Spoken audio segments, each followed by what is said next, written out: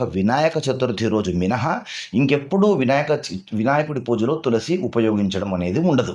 కనుక ఆ ఒక్కరోజు వినాయక చవితే గదా! కనుక ఈ అవకాశం మళ్ళీ సంవత్సరం వరకు రాదు కనుక ఖచ్చితంగా ఇంట్లో ఉన్నటువంటి ప్రతి ఒక్కరూ పిల్లల దగ్గర నుంచి పెద్దల వరకు ప్రతి ఒక్కరూ ఒక్క తులసి దళమును వినాయకుడికి సమర్పించి నమస్కరించండి.